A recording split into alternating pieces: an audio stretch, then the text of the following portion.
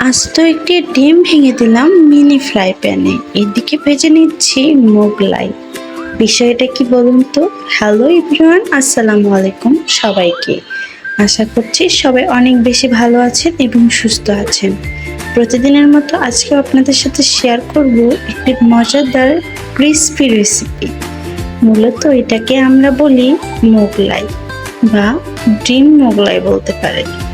এটা অনেকে আলু দিয়েও বানায়, তবে হোটেল বা রেস্তোরাঁতে অধিকাংশ সময় ডিম দিয়ে এটিকে পরিবেশন করা হয়। তো আজকে আমি বানাবো আমাদের বগুড়ার স্টাইলে একেবারে ঘরোয়া পদ্ধতিতে দোকানের মতো পারফেক্ট ডিমের মোগলাই।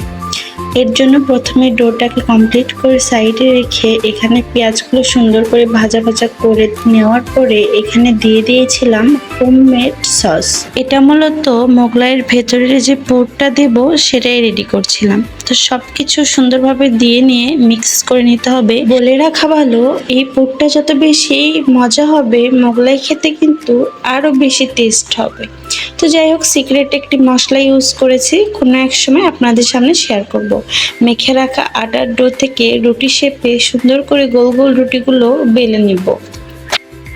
আমি কিন্তু বেশ কয়েকটা মোগলাই বানাবো, কারণ আমার বাসায় সবাই মোগলাই খেতে অনেক বেশি পছন্দ করে এবং মাঝে মাঝে আমার কাছে আবদার করে বসে যে তাদের নাকি মোগলাই খেতে খুব ইচ্ছে করছে, আর তখনই আমি ঝটপট আমার রেসিপিতে এই সুন্দর মোগলাইগুলো বানিয়ে ফেলি। এদিকে কথা বলতে বলতে দেখতে পাচ্ছেন কতটা সুন্দরভাবে আমি মোগলাইয়ের শেপ করে নিয়েছি। এদিকে কড়াই বসিয়ে তাতে পরিমাণ মতো তেল দিয়ে তা গরম হতে দিলাম। আমি কিন্তু মোগলাইগুলো লো ফ্লেমে ভাজবো, একেবারে হাই হিটে ভাজতে যাবেন না, তাহলে ভিতরে কাঁচা থাকবে এবং ওপরে পুড়ে যাওয়ার সম্ভাবনা থাকে। তো এদিকে মোগলাইগুলো ভাজতে ভাজতে আমি আরও কিছু মোগলাই এদিকে রেডি করে নিচ্ছিলাম।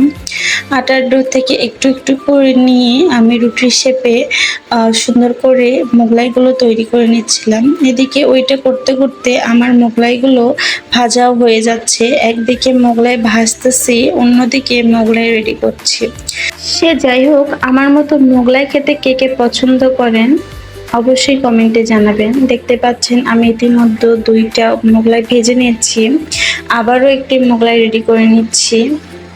মোগলাই অ্যাকচুয়ালি বানানো খুব বেশি কঠিন না, তো যাই হোক আপনারা দেখলেই বুঝতে পারবেন। আরেকটি আমার ভাজা চলছে, অন্যদিকে আরেকটা হাঁটতে রেডি করে নিয়েছি। এটিকে সুন্দর করে আস্তে আস্তে লো ফ্লেমে ভাজতে হবে, একেবারে জোরে ভাজা যাবে না, তাহলে অবশ্যই নিচে পুড়ে যাবে।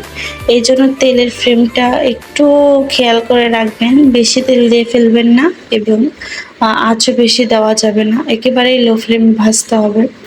আমি কিন্তু মোগলাই যতবারই বানিয়েছি অত বেশি খারাপ হয় নাই। ফার্স্ট যখন বানিয়েছিলাম একটু মনে হয়েছিল যে হয়তোবা পারফেক্ট হয় নাই, তবে মোগলাই আমি বেশ কিছু বারই বানিয়েছি, এখন আমার মোগলাইগুলো খুবই পারফেক্ট হয়।